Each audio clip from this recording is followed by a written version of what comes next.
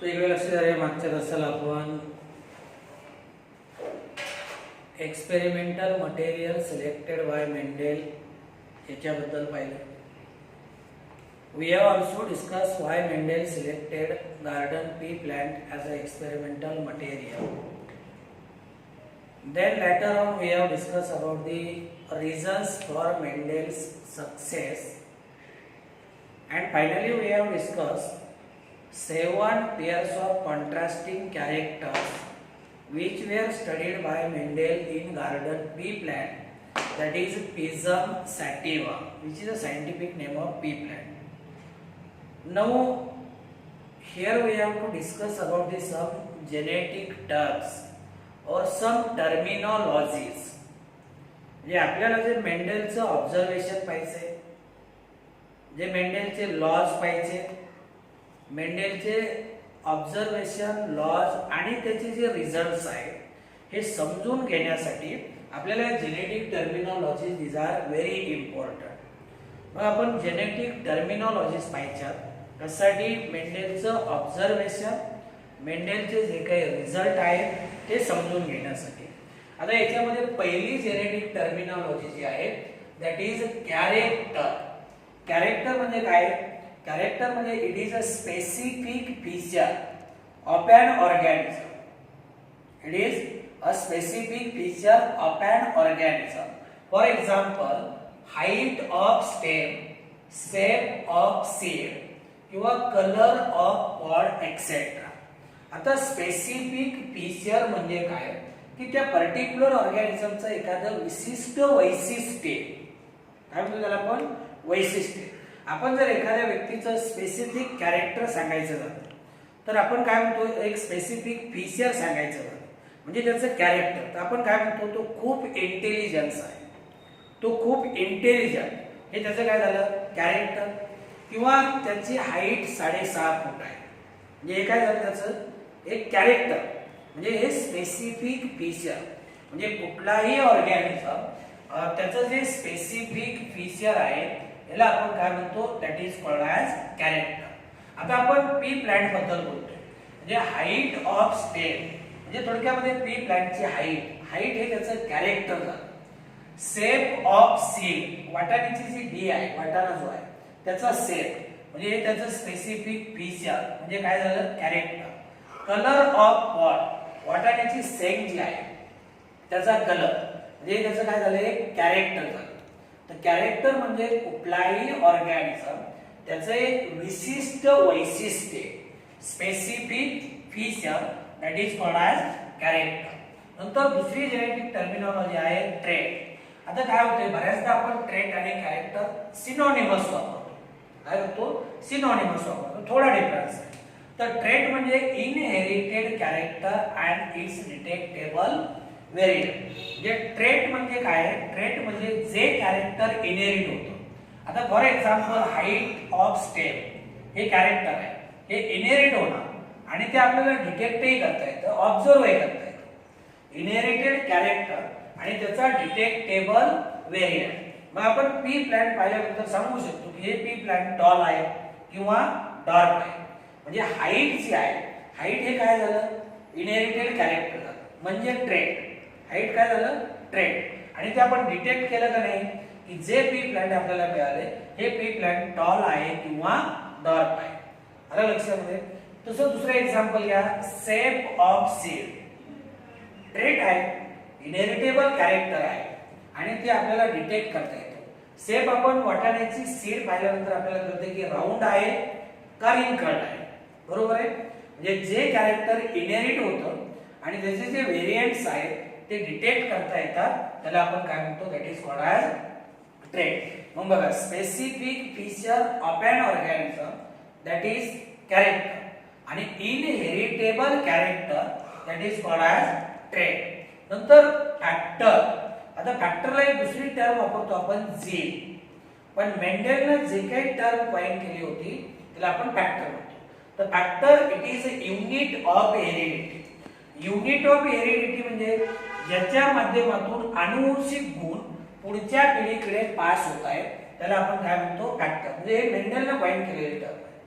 Factor म्हणजे काय? It is a unit of heredity, means a particle present in organism which is responsible for inheritance and expression of character. म्हणजे आनुवंशिक गुण ज्याच्या माध्यमातून पुढच्या पिढीकडे इनहेरिट होत आहेत. काय होत आहे?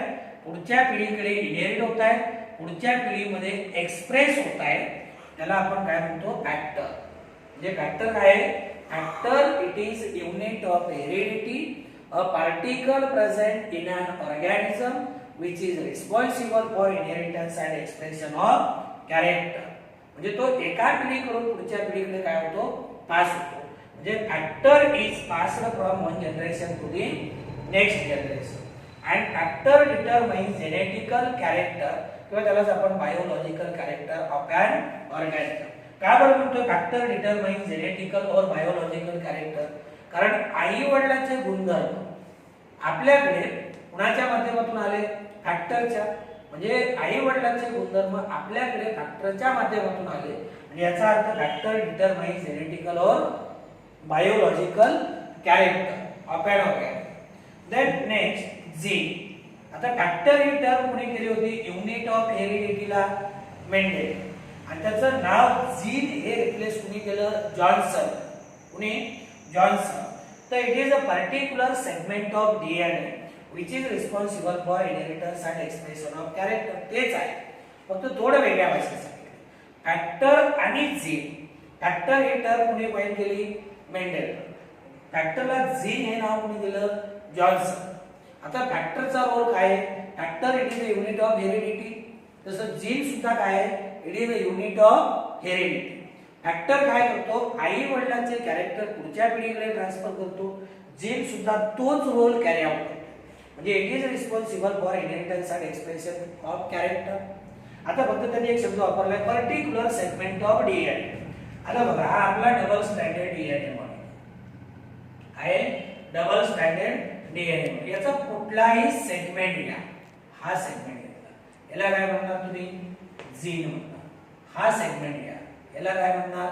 जीन म्हणणार. म्हणजे particular segment of DNA that is responsible for inheritance and expression of character, that is called as gene.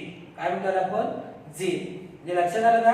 हे जीन आणि फॅक्टर सिनोनिमस टर्म आहेत. फक्त मेंडेलने कॉइन केलेली टर्म ती फॅक्टर आणि जॉन्सनने त्याचं नाव रिप्लेस केलं जीन या नावाने. आलं लक्षात? म्हणजे सारखेच आहे. नंतर पुढचा आहे अलील और अलिलोमॉर्फ्स. आता एक लक्षात घ्या, एक जीन आहे, त्याला एकापेक्षा जास्त अल्टरनेटिव्ह फॉर्म्स आहेत. एकापेक्षा जास्त अल्टरनेटिव्ह फॉर्म. आता जर आपला ब्लड ग्रुप तुम्ही कन्सिडर केला, काय? ब्लड ग्रुप आपल्याला शिकायचं. ब्लड ग्रुप डिटरमाइन करणारा जीन कुठला आहे? आय. ब्लड ग्रुप डिटरमाइन करणारा जीन आय.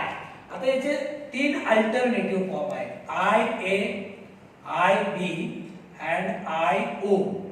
आता हे काय झाले? या जीनचे अल्टरनेटिव्ह फॉर्म. म्हणजे एका जीनचे एकापेक्षा जास्त जे अल्टरनेटिव्ह फॉर्म्स आहेत यांना आपण काय म्हणतो? These are called as alleles. हे एकमेकाचे काय झाले? अलील्स झाले. बघा, एक जीन आणि त्याचे हे 3 अल्टरनेटिव्ह फॉर्म. एका जीनचे हे 3 अल्टरनेटिव्ह फॉर्म याला म्हणायचं अलील. 2 or more alternative forms of a given gene. आता हा जीन कुठला? ब्लड ग्रुप डिटरमाइन करणारा आय. याचे 3 अल्टरनेटिव्ह फॉर्म म्हणजे 2 or more alternative forms of a gene. They are called as alleles of each other. They are called as alleles of each other. आणि हे जे alleles वैशिष्ट्य काय? They occupy identical loci. Loci means position on homologous chromosome. आता homologous chromosome आपण शिकलोय. Homologous chromosome कोणाला म्हणायचं? जे क्रोमोझोम मॉर्फॉलॉजिकली आणि जेनेटिकली सिमिलर आहे. आता हे 2 क्रोमोझोम आहेत. हे 2 क्रोमोझोम, या 2 क्रोमोझोमचं एक्सटर्नल अपीअरन्स सारखं आहे, म्हणजे मॉर्फॉलॉजिकली सिमिलर आहे. यांचं जेनेटिक मेकअप सारखं आहे. जे मॉर्फॉलॉजिकली आणि जेनेटिकली सिमिलर क्रोमोझोम आहेत यांना आपण काय म्हणतो? Homologous chromosome. तर अलील जे आहे, अलील आपलं म्हणणं काय अलील्स ऑक्युपाय आयडेंटिकल लोकल म्हणजे थोडक्यामध्ये मी वेगळ्या भाषेमध्ये सांगेल alleles occupy same position on homologous chromosome यांची होमोलॉगस क्रोमोझोमची पोझिशन कशी आहे लोकेशन कसं आहे एकच आहे आलं लक्षामध्ये आणि अलीलचा जो अलील जो आहे ना हा अलिलोमॉर्फचा शॉर्ट फॉर्म आहे म्हणजे अलिलोमॉर्फ ऐवजी आपण त्याचा शॉर्ट फॉर्म वापरतो कुठला अलील मग अलील लक्षात आलं अलील काय लक्षात आलं एका जीनचे दोन किंवा दोन पेक्षा जास्त अल्टरनेटिव्ह फॉर्म्स हा एक जीन आहे का नाही आय ब्लड ग्रुप डिटरमाइन करणारा याचे तीन अल्टरनेटिव्ह फॉर्म्स आहेत म्हणजे हे जे अल्टरनेटिव्ह फॉर्म्स आहेत यांना आपण काय म्हणलो अलील्स म्हणलो आणि या अलीलचं वैशिष्ट्य काय आहे की होमोलॉगस क्रोमोझोम वरती यांचं लोकेशन यांची पोझिशन ही कशी असते सेम असते means they same they are present at same locus on homologous chromosome आणि allele ऍक्च्युअली काय आहे अलिलोमॉर्फचा शॉर्ट फॉर्म आहे आलं लक्षामध्ये आता हे झालं allele बद्दल नंतर डॉमिनंट आणि रेसेसिव्ह कॅरेक्टर डॉमिनंट आणि रेसेसिव्ह कॅरेक्टर आता बघा it is an allele that expresses its trait even in presence of an alternative allele याच्या अगोदर तुम्हाला मी क्रॉस दाखवतो मेंडेलनं काय केलं होतं मेंडेलनं टॉल पी प्लांट घेतलं कुठलं टॉल पी प्लांट आणि याचा क्रॉस कुणा बरोबर केला डॉर्फ पी प्लांट बरोबर कुणा बरोबर डॉर्फ पी प्लांट बरोबर आता टॉल हे कॅरेक्टर आपण कुठल्या लेटरने दाखवतो कॅपिटल टी आणि रेसेसिव्ह कॅरेक्टर कुठल्या स्मॉल टी मी मागच्या पिरियडला सांगितलं मग टॉल प्लांटचे जीनोटाइप काय आहे कॅपिटल टी डॉर्फ प्लांटचे जीनोटाइप काय आहे स्मॉल टी आता इथं बारीक ऑब्झर्वेशन करा हे कॅपिटल टी म्हणजे ही होमोझायगस कंडिशन आहे कुठली होमोझायगस कंडिशन स्मॉल टी ही होमोझायगस कंडिशन आता जर होमोझायगस कंडिशन असेल तर गॅमेट एकाच प्रकारचे तयार होते किंवा सिमिलर गॅमेट म्हणजे आपण इथे एकच गॅमेट तयार करणार कुठला कॅपिटल टी आणि इथं सुद्धा काय एकच गॅमेट तयार होणार कुठला स्मॉल टी आता हे झाले गॅमेट्स काय झाले गॅमेट्स आणि F1 generation capital T small T all tall कुठल्या जनरेशन मध्ये F1 जनरेशन आता F1 जनरेशन म्हणजे काय it is the first generation obtained by parental cross आता इथे पॅरेंट कोण आहे टॉल पी प्लांट आणि डॉर्फ पी प्लांट म्हणजे हे पॅरेंट झाले या पॅरेंट मध्ये क्रॉस केला का याचं जे पहिली प्रोजेनी मिळेल याला म्हणायचं F1 generation first generation F1 means first generation obtained by parental cross आता इथे बघा पॅरेंट कसे होते एक पी प्लांट टॉल आहे दुसरा डॉर्फ आहे आणि F1 जनरेशन मध्ये जे मिळाले ते कुठले मिळाले टॉल आता टॉल काय झालं डॉमिनंट कॅरेक्टर टॉल काय झालं डॉमिनंट आता बघा an allele that expresses its trait even in presence of alternative allele that is in heterozygous condition आता कॅपिटल टी स्मॉल टी ही कुठली कंडिशन आहे हेटेरोझायगस कंडिशन आता बघा capital T small T heterozygous condition लक्षात आलं आता मुद्दाम बघा an allele कुठला हा an allele that expresses its trait even in presence of alternative allele आता F1 जनरेशन मध्ये कुठला allele एक्सप्रेस झाला कॅपिटल टी दुसरा अल्टरनेटिव्ह कुठला आहे स्मॉल टी पण हा एक्सप्रेस झालाय का नाही म्हणजे जो allele दुसरा अल्टरनेटिव्ह allele असताना सुद्धा एक्सप्रेस होतो त्याला म्हणायचं डॉमिनंट काय म्हणायचं डॉमिनंट बघा an allele that expresses its trait कुठलं कॅरेक्टर आहे T stands for capital T stands for tallness म्हणजे an allele that expresses its trait even in presence of alternative allele that is called as dominant आता मला सांगा F1 generation मध्ये कुठलं character express झालंय tall कुठलं character tall म्हणजे मी असंही म्हणू शकतो character which appears in F1 generation, it is called as dominant character. आणि जे एक्सप्रेस होत नाही ते रेसेसिव्ह कॅरेक्टर, जे एक्सप्रेस होत नाही ते रेसेसिव्ह कॅरेक्टर. आलं लक्षामध्ये. मग आलील म्हणजे काय, सॉरी डॉमिनंट म्हणजे काय, an allele that expresses its trait, कुठलं top, an allele that expresses its trait even in presence of alternative allele. पण कंडिशन कुठली आहे, हेटेरोझायगस कंडिशन असते पाहिजे. Alternatively the allele that expresses in F1 is called as dominant. ते सांगितलं. allele which expresses in F1 it is called as dominant. आलं लक्षामध्ये, it is called as dominant. म्हणजे हा allele it is an allele of a pair that masks expression of other allele in F1. म्हणजे हा तो allele आहे का तो दुसऱ्याचं एक्सप्रेशन होऊ देत नाही. आता इथे स्मॉल टी एक्सप्रेस झालाय का, नाही. म्हणजे थोडक्यामध्ये डॉमिनंट कोण आहे, it is a allele, it is allele of pair that masks or suppresses expression of other allele in F1 generation. ते झालं डॉमिनंट. म्हणजे थोडक्यामध्ये जो allele F1 जनरेशन मध्ये एक्सप्रेस होतो याला म्हणायचं डॉमिनंट. दुसरं काय, रेसेसिव्ह. आता रेसेसिव्ह बघा, this allele is not expressed in presence of alternative allele. म्हणजे थोडक्यामध्ये दुसरा अल्टरनेटिव्ह allele असताना जो एक्सप्रेस होत नाही त्याला काय म्हणायचं, रेसेसिव्ह. आता बघा, हा अल्टरनेटिव्ह allele असताना हा स्मॉल टी एक्सप्रेस झालाय का, नाही. आपल्याला F1 जनरेशन मध्ये कुठले प्लॅन मिळाले, सगळे टॉन. म्हणजे याचा अर्थ तो एक्सप्रेस झाला नाही, तो मास्क राहिला, तो हिडन राहिला, तो सप्रेस आहे, त्याला म्हणायचं रेसेसिव्ह. काय म्हणायचं, रेसेसिव्ह. म्हणजे हेटेरोझायगस कंडिशन मध्ये जो allele एक्सप्रेस होत नाही तो रेसेसिव्ह, आणि जो एक्सप्रेस झाला तो कोण झाला, डॉमिनंट. हेटेरोझायगस कंडिशन मध्ये जो एक्सप्रेस होतो तो डॉमिनंट, आणि जो allele एक्सप्रेस होत नाही तो रेसेसिव्ह. म्हणजे इथं कुठला एक्सप्रेस झाला, टॉप, तो झाला डॉमिनंट. कुठला हिडन राहिला, डॉट, म्हणजे तो झाला recessive. It expresses only in presence of another identical allele. आता तुम्ही म्हणाल मग हा कधी एक्सप्रेस होणार, याचा जर आयडेंटिकल allele असला, स्मॉल टी, आलं लक्षात. हा, इथं जर कॅपिटल टी असेल, कॅपिटल टी स्मॉल टी, तर हा एक्सप्रेस होणार नाही. पण इथं जर त्याचा आयडेंटिकल allele असेल म्हणजे स्मॉल टी, तर तो काय होणार, एक्सप्रेस होणार.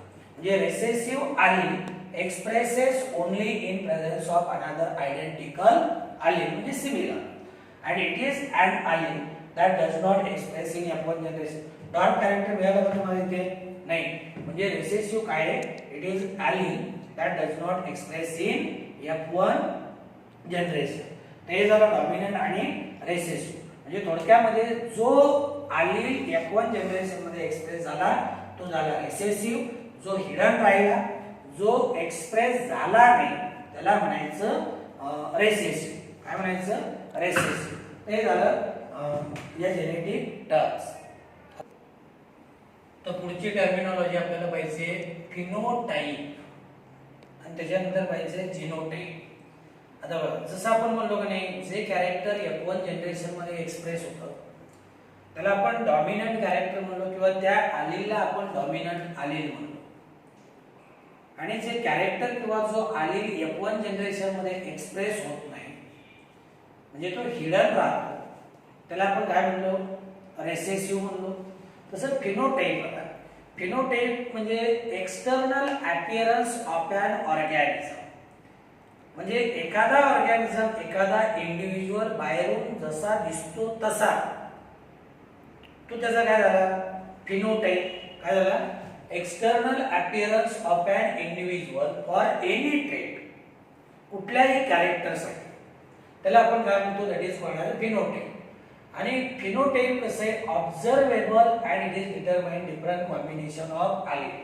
फिनोटाइप हे त्याचं ऑब्झर्वेबल ट्रेट आहे किंवा हे ऑब्झर्वेबल कॅरेक्टर आहे. म्हणजे समजा एखादी गाय पाहू, तुम्ही म्हणू शकता का नाही, ही गाय काळ्या कलरची किंवा ही लाल कलरची. म्हणजे काळा कलर किंवा लाल कलर काय झाला, एक्सटर्नल अपीअरन्स. एखादं प्लांट पाहून आपण सांगू शकतो का नाही की याची हाईट जास्त आहे किंवा याची हाईट कमी आहे. म्हणजे कुठल्याही इंडिव्हिज्युअलचा, कुठल्याही ऑर्गॅनिझमचा एक्सटर्नल अपीअरन्स जसा दिसतो तसा, त्याला त्याचा काय म्हणायचा, that is called as phenotype. हे ऑब्झर्वेबल कॅरेक्टर आहे. एखादी व्यक्ती पाहिल्यानंतर आपण सांगू शकतो का नाही ही व्यक्ती एकदम काळी आहे किंवा गोरी आहे. काळा किंवा गोरा काय झाला, त्याचा एक्सटर्नल अपीअरन्स म्हणजे फिनोटाइप. आता एक्झाम्पल बघा, in pea plant for height of stem tall and dwarf are two phenotypes. म्हणजे पी प्लांट जर तुम्ही पाहिलं तर याच्यामध्ये तुम्ही पाहताक्षणी तुमच्या लक्षात येईल की हे पी प्लांट टॉल आहे. म्हणजे टॉल काय झाला तर त्याचा फिनोटाइप झाला. किंवा दुसरा एखादा प्लांट तुम्ही पाहिलं, तुम्ही सांगणार ते डॉर्फ पी प्लांट आहे, त्याची हाईट कमी आहे. म्हणजे एक्सटर्नल अपीअरन्स म्हणजे पी प्लांट मध्ये टॉल आणि डॉर्फ हे काय झाले, दोन वेगवेगळे फिनोटाइप. आपण पाहताक्षणी सांगू शकतो पी प्लांट टॉल आहे किंवा पी प्लांट डॉर्फ आहे. म्हणजे टॉल आणि डॉर्फ हे त्याचे झाले फिनोटाइप. आणि say they are determined by different combination of allele. म्हणजे बघा, टॉल हा जो फिनोटाइप आहे तो या दोन आलीलने किंवा या दोन आलीलने आपण दाखवतो. Capital T capital T. आता ऍक्च्युअली हे झालं प्युअर टॉल आणि हे झालं हायब्रिड. पण बाहेरून पाहिल्यानंतर तुम्हाला कळते हे प्युअर आहे का हायब्रिड आहे. ते टॉल आहे तुम्ही एवढंच कन्सिडर करणार. म्हणजे टॉल पी प्लांटचा जो फिनोटाइप आहे तो आपण कॅपिटल टी किंवा कॅपिटल टी स्मॉल टी ने डिटरमाइन करतो. आणि डॉर्फ प्लांटचा जो फिनोटाइप आहे, dwarf is determined by small T small t. मग external appearance of an individual that is called as phenotype. Phenotype काय, it is a observable character and it can be determined by different combination of alleles. नंतर genotype. Genotype मध्ये genetic constitution और genetic makeup of an organism with respect to a single character और set of character. म्हणजे एक character साठी किंवा एकापेक्षा जास्त कॅरेक्टर साठी त्या पर्टिक्युलर ऑर्गॅनिझमचं जेनेटिक मेकअप किंवा त्याचं जेनेटिक कॉन्स्टिट्यूशन याला आपण जीनोटाइप म्हणतो. आता बघा, tall pea plant can have genotype. आता टॉल काय झालं, फिनोटाइप. पण त्याचे जीनोटाइप कुठले आहेत, एक तर कॅपिटल टी किंवा कॅपिटल टी स्मॉल टी. बरोबर आहे. Capital T or capital T small T, it is a genotype means it is a genetic constitution for tall pea plant. आणि dwarf pea plant have genotype small t म्हणजे small T it is a genotype of dwarf plant. It is genotype of dwarf plant. नंतर homozygous. Homozygous it is an individual possessing identical allele for a particular trait that is called as homozygous or pure for that trait. म्हणजे एखादा individual त्याच्यामध्ये जर एखाद्या particular trait साठी identical आलेल्स असते तर त्याला काय म्हणायचं, homozygous. For example, homozygous breed truly to the trait and produces only one type of gamete. आता tall plant, tall with capital T हे दोन काय आहेत, आयडेंटिकल आलेल्स आहे. आलं लक्षामध्ये. म्हणजे काय, homozygous condition. And dwarf with small T काय झालं, दिस इज होमोझायगस. होमोझायगस म्हणजे एखाद्या पर्टिक्युलर कॅरेक्टरशी रिलेटेड एखाद्या इंडिव्हिज्युअल मध्ये जर आयडेंटिकल आलेलं असते. आता बघा, हे आयडेंटिकल आले, ट्रेट कुठला आहे, टॉल. बरोबर आहे. म्हणजे या ट्रेटशी रिलेटेड जर आयडेंटिकल आलेलं असते कॅपिटल टी स्मॉल टी, तर हे काय झालं, होमोझायगस फॉर दॅट ट्रेट. आणि इथं बघा, हे काय झालं, ट्रेट आणि त्याचे आयडेंटिकल आले स्मॉल टी म्हणजे काय, this is homozygous for a particular trait. आता हेट्रोझायगस जर समजा डिसिमिलर आलेलं असते, काय असते, डिसिमिलर. आणि दुसरी एक गोष्ट बघा, होमोझायगसचे वैशिष्ट्य काय आहे, homozygous they breed truly and produces only one type of gamete. The capital T it produces only one gamete with small capital T, and small t as it breed truly it produces only one gamete with small t. म्हणजे याचा अर्थ काय की homozygous individual एका particular character साठी त्यांच्याकडे identical अलेल्स आहे, ते ट्रू ब्रीडिंग आहे आणि त्यांच्यापासून एकच गॅमेट तयार होतो. नंतर हेट्रोझायगस बघा. Heterozygous and individual possessing contrasting allele. आता कॉन्ट्रास्टिंग म्हणजे different allele for a particular trait it is called heterozygous. आता जर वेगवेगळे आलील असतील do not breed truly and ते प्रोड्युसेस डिफरंट गॅमेट. आता इथेच बघा, हे समजा हे एक्झाम्पल घेतलं आपण F1 हायब्रिडचं एक्झाम्पल घेतलं, तर याच्यामध्ये काय हाईट कॅरेक्टर तेच आहे हाईट, पण हे दोन डिसिमिलर आलील्स आहेत का नाही, दोन डिफरंट आलील म्हणजे an individual possessing different alleles contrasting allele for a particular trait जे काय झाले हेट्रोझायगस आहे. यांच्यामध्ये ट्रू ब्रीडिंग नाही आणि हे दोन वेगवेगळे गॅमेट तयार करतील म्हणजे one gamete it is with capital T and other gamete it is with small t. जसं homozygous produces only one type of gamete, तसं they produces two different types of gametes. heterozygous मध्ये दोन वेगवेगळे gamete तयार होतात. नंतर pure lines. आता pure line म्हणजे काय, an individual किंवा group of individual which is homozygous or true breeding for one or more trait. एक इंडिव्हिज्युअल किंवा अशा इंडिव्हिज्युअलचा group an individual or group of individual which is homozygous for single character or for a group of character constitute pure line. That is, plant which breed true for a particular character they are considered as a pure line. म्हणजे एक individual किंवा इंडिव्हिज्युअलचा group which is homozygous or true breeding for one or more trait, one or more character, that is called as pure line. It is a descendant of single homozygous parent produced after cell fertilization. आता इथे हे काय आहे, tall p plant, capital T, small t. These are pure for a particular character. Pure line म्हणजे काय आहे तर homozygous. काय आहे homozygous and it is a descendant of a single homozygous parent produced after cell fertilization. आता बघा हे काय आहे तर ऍक्च्युअली हे झाले डिसेंडंट, पूर्वज झाले याचे, कारण हा कुणापासून तयार झाला आहे या दोन पॅरेंट पासून.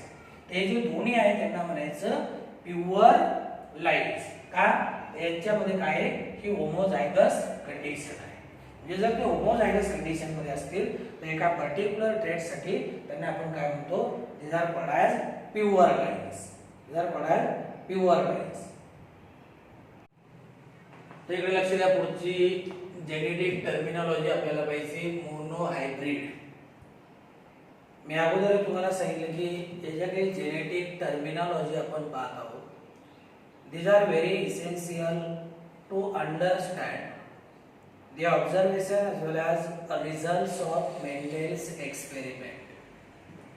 कालच्या तासाला आपण अगदी पहिली जेनेटिक टर्मिनॉलॉजी पाहिली ती म्हणजे कॅरेक्टर, आणि शेवटची जेनेटिक टर्मिनॉलॉजी पाहिली होती ती म्हणजे प्युअर लाईन्स. आता पुढची जी आहे ती मोनो हायब्रिड म्हणतो. आता मोनो हायब्रिड म्हणजे काय, this one is a cross between two pure parents differing in single pair of contrasting character. म्हणजे तो दोन प्युअर पॅरेंट मधला क्रॉस आहे. किती, दोन प्युअर पॅरेंट मधला, आणि त्याच्यामध्ये कॉन्ट्रास्टिंग कॅरेक्टरच्या फक्त एकच पेअर काय केली कन्सिडर केले. आता अगोदर तुम्ही एक्झाम्पल बघा. For example say pure tall pea plant when it is crossed with pure dwarf pea plant, pure dwarf pea plant. आता हे कोण झाले, से these are parents, these are parents. नंतर यांचे जीनोटाइप्स काय, genotypes of tall pea plant, pure tall pea plant capital T आणि pure dwarf pea प्लांटचे genotype small T. आता दोन्ही कंडिशन कशा आहेत, होमोझायगस आहे. Capital T homozygous, small T homozygous. नंतर हे जे गॅमेट्स काय तयार होतील, गॅमेट्स एकाच प्रकारचे गॅमेट्स किंवा सगळे गॅमेट्स सेम असतात. म्हणजे इथं फक्त काय कॅपिटल टी आणि इथेही फक्त small T.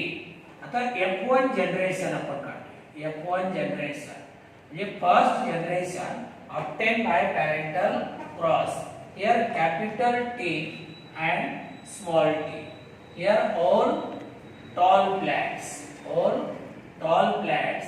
they are obtained in F1 generation. आता मोनो हायब्रिड याला आपण काय म्हणतो, this is called as a monohybrid. Monohybrid कसा आहे, it is a heterozygous capital T small t. म्हणजे it is a heterozygous for one trait and is produced from cross between two pure parent differing in single pair of contrasting character. आता हा झाला mono hybrid. आता mono hybrid काय म्हणतो, आता हा hybrid झाला कॅपिटल टी स्मॉल टी. जर कॅपिटल टी किंवा स्मॉल टी असेल तर प्युअर झाला. पण इथे कॅपिटल टी स्मॉल टी म्हणजे हा झाला हायब्रिड. आता याला मोनो हायब्रिड काय म्हणायचं, याचं कारण असं आहे की इथं फक्त कॉन्ट्रास्टिंग कॅरेक्टरची एकच पेअर कन्सिडर केली. आता कॉन्ट्रास्टिंग कॅरेक्टर कुठलं, स्टेम हाईट. म्हणजे it is a heterozygous for one trait. Heterozygous for one trait, that is why it is called as a monohybrid. लक्षात येते ना, हेटेरोझायगस आहे capital T small T heterozygous. किती trait consider केले, एक trait for one trait, and that is why it is called as a monohybrid, which is produced by cross between two pure parents. हे दोन parents आहेत. हा pure tall आहे, हा pure dwarf आहे. म्हणजे monohybrid it is a heterozygous for one trait which is produced from cross between two pure parent differing in only one pair of contrasting character. Then say for example this one is a hybrid tall. हा pure tall आहे का, नाही, hybrid tall आहे. Hybrid tall produced in a cross between pure tall pea plant and pure dwarf pea plant. याला आपण काय म्हणतो, it is called as a monohybrid. It is called as monohybrid. Means it is a heterozygote for single pair of allele. Heterozygote for single pair of allele. कारण एक allele capital आहे, दुसरा allele small आहे, म्हणजे हेटेरोझायगोट. आणि किती allele आहे, दोन, म्हणजे सिंगल पेअर ऑफ allele. याला म्हणायचं मोनोहायब्रिड. म्हणजे मोनोहायब्रिड काय आहे, it is a heterozygous for one trait and is produced by cross between two pure parent. हे दोन प्युअर पॅरेंट यांचा क्रॉस केला का F1 जनरेशन मध्ये जो हायब्रिड मिळतो याला आपण मोनोहायब्रिड म्हणतो. काय म्हणतो, मोनोहायब्रिड. नंतर पुढची जेनेटिक टर्मिनॉलॉजी आहे F1 जनरेशन. F1 जनरेशन म्हणजे इथे बघा, याला आपण काय म्हणतो, कॅपिटल टी स्मॉल टी ही जी प्रोजेनी मिळाली ती F1 जनरेशन. आता F1 जनरेशन म्हणजे फर्स्ट जनरेशन किंवा याला आपण first filial generation. First filial, F stands for filial.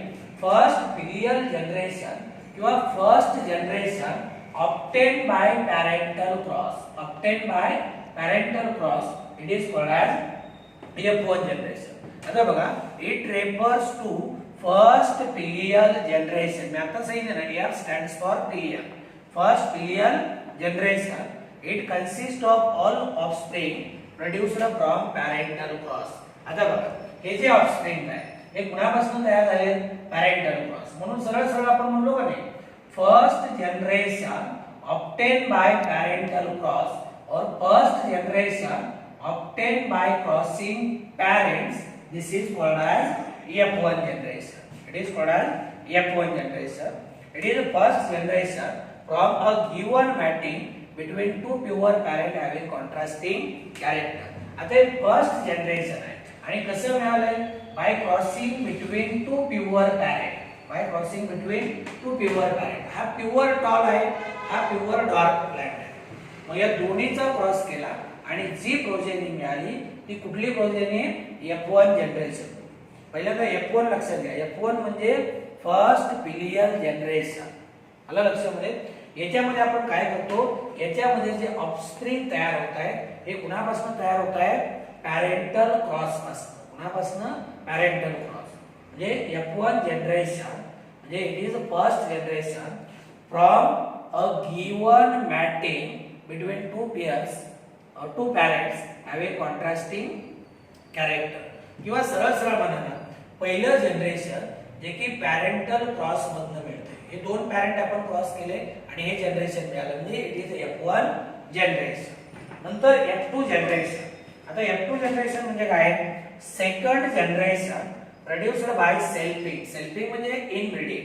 आता यांच्यामध्ये काय करायचं? F2 जनरेशन काढायचं. तर F2 जनरेशनला काय करावं लागेल? Same F2 generation is equal to selfing of F1. Selfing of F1 म्हणजे काय येईल? Capital T small t into capital T small t. आता जो रिझल्ट येईल तो नंतर आपण पाहू. तोपर्यंत बघा F1 generation second generation produced by selfing or inbreeding of F1 generation it is called as F2 generation. आता एक्झाम्पल दिले बघा. Progeny produced from cross between two F1 individual. आता हे दोन F1 इंडिव्हिज्युअल झाले. या दोन F1 इंडिव्हिज्युअल पासून जी प्रोजेनी तयार होईल ती कुठली असेल? F2 जनरेशनची. कुठली असेल? F2 जनरेशनची. आता बघा, आता ही जर कंडिशन आपण पाहिली ही हेटेरोझायगस कंडिशन. ही कंडिशन सुद्धा कुठली आहे? हेटेरोझायगस कंडिशन आहे. मग आता याच्यामध्ये दोन वेगवेगळे गॅमेट तयार होतील. इथे कॅपिटल T स्मॉल t आणि इथे सुद्धा कॅपिटल T आणि स्मॉल t. आता इथे आपण काय करतो? एक चेकर बोर्ड मेथड वापरतो. त्यालाच आपण पन्नेट स्क्वेअर म्हणतो. आता बघा, एका बाजूला फिमेल गॅमेट घेतो आणि एका बाजूला मेल गॅमेट घेतो. आलं लक्षामध्ये? एका बाजूला मेल गॅमेट आणि दुसऱ्या बाजूला फिमेल गॅमेट. आता इथे बघा, कॅपिटल T स्मॉल t, इथे सुद्धा कॅपिटल T स्मॉल t. आणि याच्यामध्ये काय होते? प्रत्येक मेल गॅमेट प्रत्येक फिमेल गॅमेट बरोबर फ्यूज होतो. तसा प्रत्येक फिमेल गॅमेट प्रत्येक मेल गॅमेट बरोबर काय होतो? फ्यूज होतो.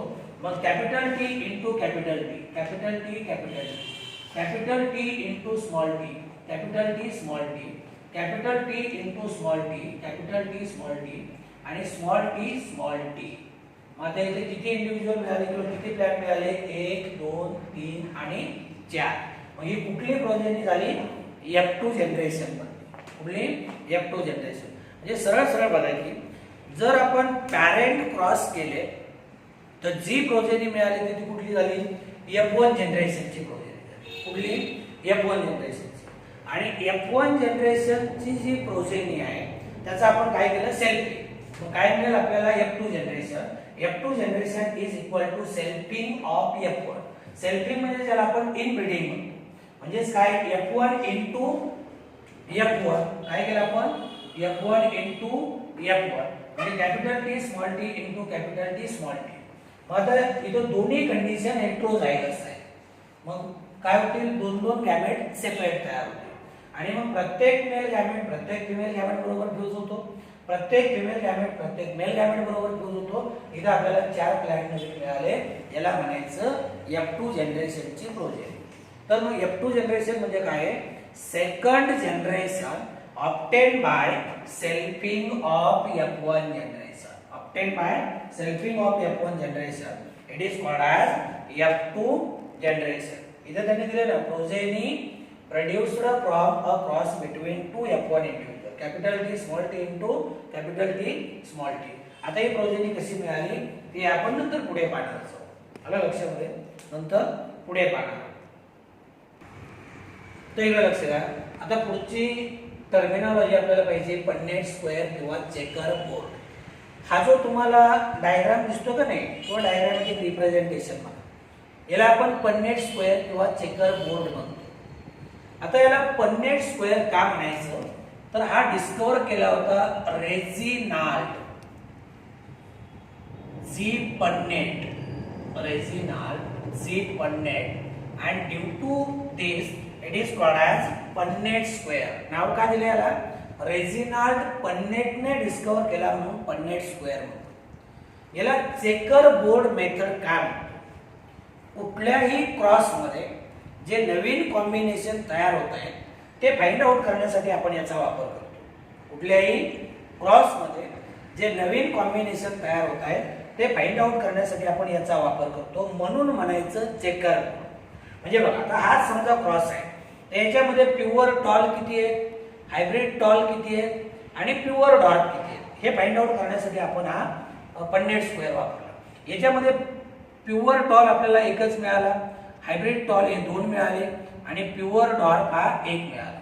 म्हणजे कुठल्याही क्रॉसमध्ये जे पॉसिबल कॉम्बिनेशन्स आहेत ते किती प्रमाणात कुठले कुठले मिळत आहे हे फाइंड आउट करण्यासाठी चेकर बोर्ड किंवा पन्नेट स्क्वेअर मेथड वापरतो. It is a probability table representing different permutation and combination of fertilization between gametes of opposite mating types.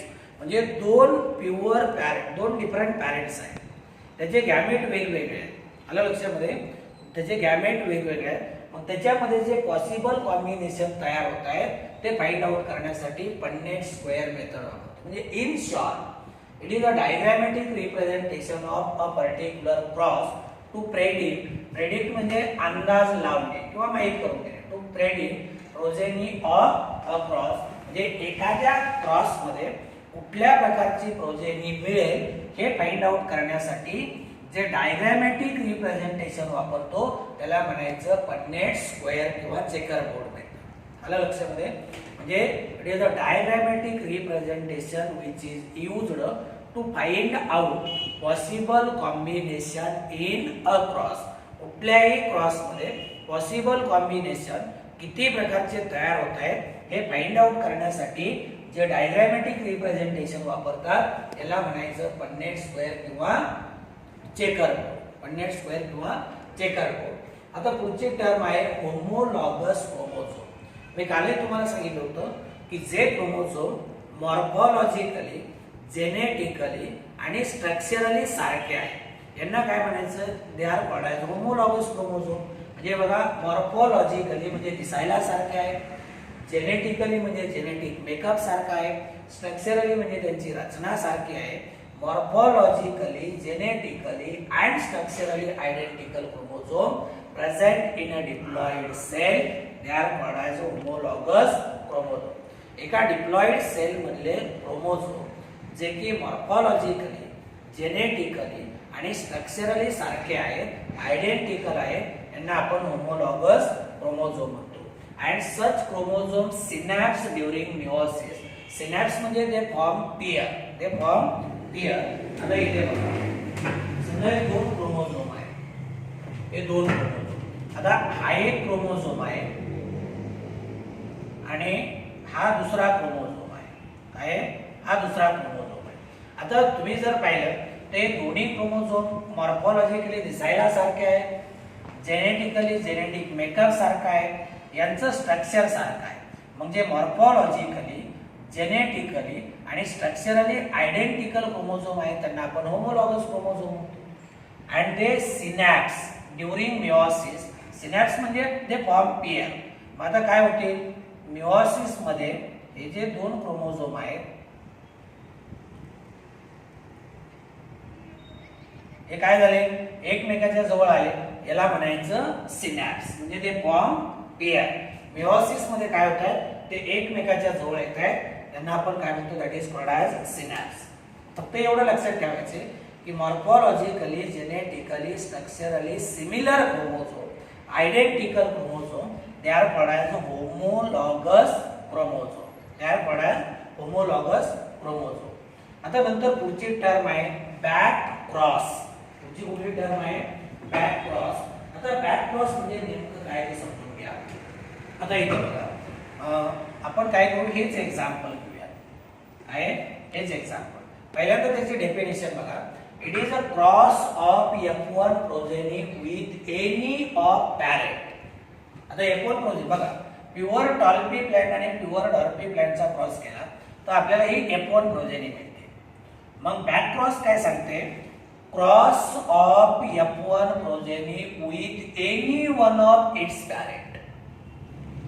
With any one of its parent, it is called as back cross. म्हणजे F1 प्रोजेनीचा काय करायचं, त्याच्या कुठल्या तरी एका parent बरोबर back cross करायचं. आलं लक्षामध्ये. म्हणजे बघा, आता समजा ही F1 progeny capital T small t into कुणाबरोबर क्रॉस करूयात आपण, समजा टॉल पी प्लांट बरोबर, into capital T capital T. काय झाला, बॅक क्रॉस. पण आता हा पॅरेंट कुठला आहे, डॉमिनंट. म्हणून याला आपण डॉमिनंट बॅक क्रॉस असे म्हणतो. काय म्हणतो? Dominant back cross. दुसरा क्रॉस बघा, capital T small t into small T small t. ही F1 प्रोजेनी आपण कुणाबरोबर? डॉर्क पॅरेंट बरोबर क्रॉस केली. म्हणजे cross of F1 progeny, cross of F1 progeny with any one of its parent, दोन्हीपैकी कुठल्याही पॅरेंट बरोबर जर F1 प्रोजेनीचा क्रॉस केला याला म्हणायचं बॅक क्रॉस. काय म्हणायचं? Back cross. मग जेव्हा F1 प्रोजेनीचा डॉमिनंट पॅरेंट बरोबर क्रॉस केला जातो याला म्हणायचं डॉमिनंट बॅक क्रॉस. आणि जेव्हा F1 प्रोजेनीचा रेसेसिव्ह पॅरेंट बरोबर क्रॉस केला जातो त्याला म्हणायचं रेसेसिव्ह बॅक क्रॉस. काय म्हणायचं? Recessive back cross. What it? इथे बघा, F1 tall, F1 tall into pure tall. Pure tall म्हणजे capital T capital T. F1 tall into pure tall किंवा F1 tall into pure doll. म्हणजे हा जो cross आहे त्याला आपण बॅक क्रॉस म्हणायचं. बॅक क्रॉस म्हणजे cross of F1 progeny, cross of F1 progeny with any one of its parent. दोन्हीपैकी कुठल्याही पॅरेंट बरोबर क्रॉस करा त्याला काय मिळेल? बॅक क्रॉस मिळेल. आलं लक्षामध्ये? ते झालं बॅक क्रॉस. तर चला आता आपण बॅक क्रॉस बद्दल पाहिलं. बॅक क्रॉस मध्ये आपण काय करतो? जी F1 प्रोजेनी आहे या F1 प्रोजेनीचा दोन्हीपैकी कुठल्या तरी एका पॅरेंट बरोबर क्रॉस करतो. म्हणजे तुम्ही प्युअर टॉलपी प्लांट बरोबर क्रॉस करा किंवा प्युअर डॉर्पी प्लांट बरोबर क्रॉस करा. when F1 individual is back crossed with any one of its parent, it is called as a back cross. It is called as back cross.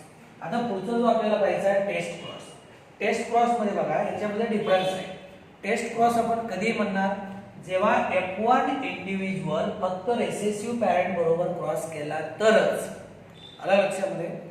जर F1 individual recessive parent बरोबर cross केला तरच त्याला आपण काय म्हणणार?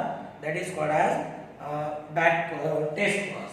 तर बघा, it is a cross of F1 progeny with homozygous recessive parent. आता हा क्रॉस जर घेतला त्याच्यामध्ये होमोझायगस डॉमिनंट पॅरेंट झाला, होमोझायगस डॉमिनंट पॅरेंट आणि होमोझायगस रेसेसिव्ह पॅरेंट म्हणजे डॉर्पी प्लांट. म्हणजे when F1 progeny is back crossed with its recessive parent then it is called as test cross. जे टेस्ट क्रॉस मध्ये F1 प्रोजेनी त्याच्या homozygous recessive parent बरोबर cross करतो, dominant parent बरोबर नाही. इथे एक्झाम्पल दिले बघा, F1 टॉल.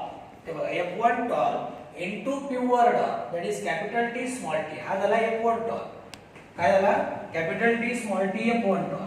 आणि प्युअर डॉट कुठला आहे? Small T small T. It is used to test homozygous oblique heterozygous nature of hybrid. जेव्हा आपल्याला माहित नाही की हा हायब्रिड होमोझायगस नेचरचा आहे का हेटेरोझायगस नेचरचा, तर ते फाइंड आउट करण्यासाठी आपण काय करतो? हा टेस्ट क्रॉस करतो. नंतर फिनोटायपिक रेशो. आता फिनोटायपिक रेशो म्हणला जातो F2 जनरेशन मध्ये. कुठे? F2.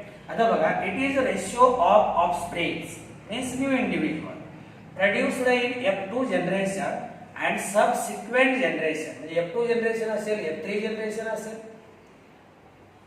With respect to their physical appearance.